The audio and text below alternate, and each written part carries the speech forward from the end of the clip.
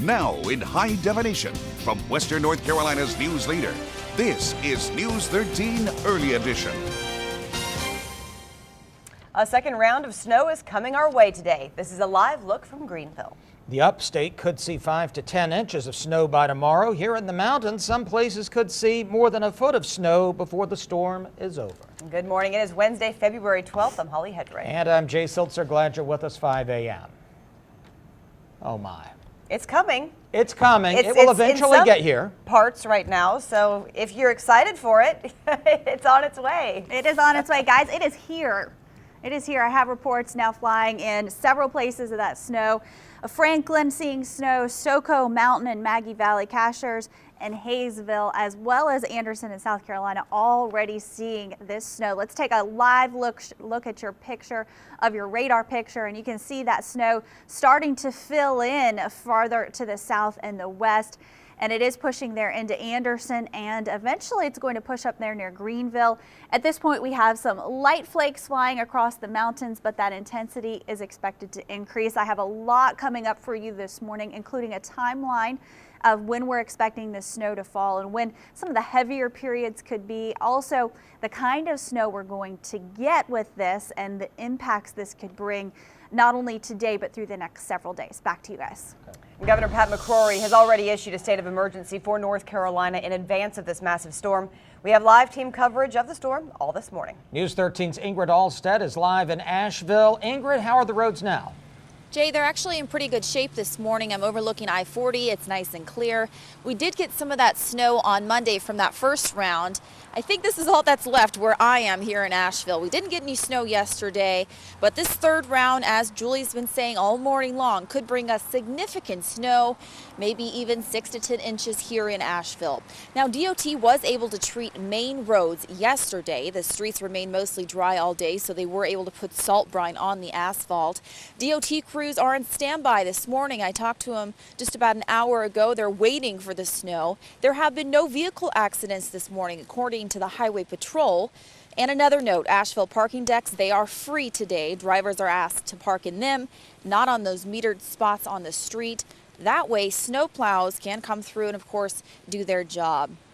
And back here live, I want to tell you about a really cool feature. It's called Snow Mapper. You can find it at our website, WLOS.com. What it is it lets you know when the roads will be plowed in your area. You can actually put your address online and it'll pop up on the map. I did it earlier today. Okay, another thing to worry about this storm, all the power outages, heavy snowfall, the gusty winds. You're going to need to prepare now for this. You don't have a lot of time. It's not snowing yet in Asheville.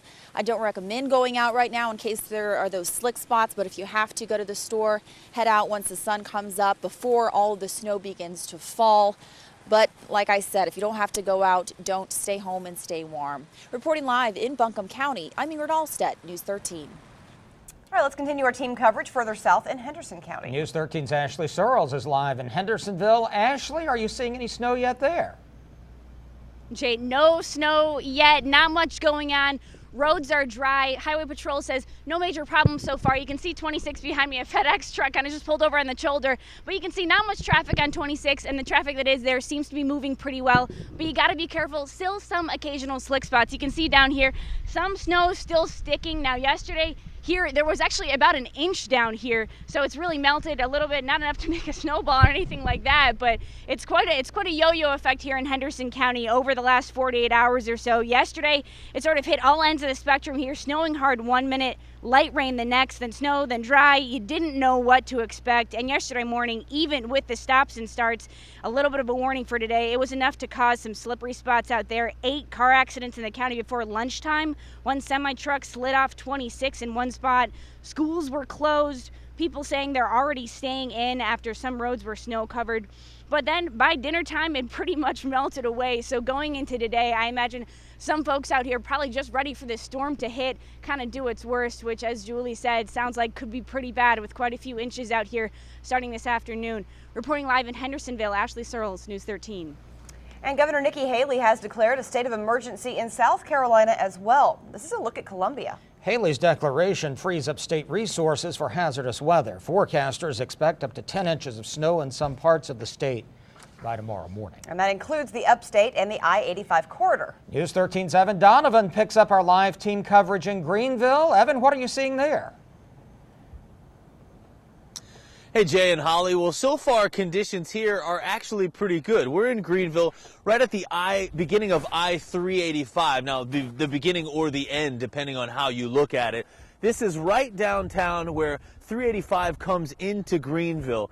It's that link that goes from downtown Greenville out to Interstate 85. And as you can see right now, it's very clear. Not a lot of traffic on the roads, but also not a lot of precipitation on the roads. This is sort of what I would describe as maybe the calm between the storms. It snowed all day yesterday and furiously, big snowflakes all throughout the day. Started at about 5:30 in the morning and really didn't let up until early evening. But as you can tell from the roads, there is no precipitation.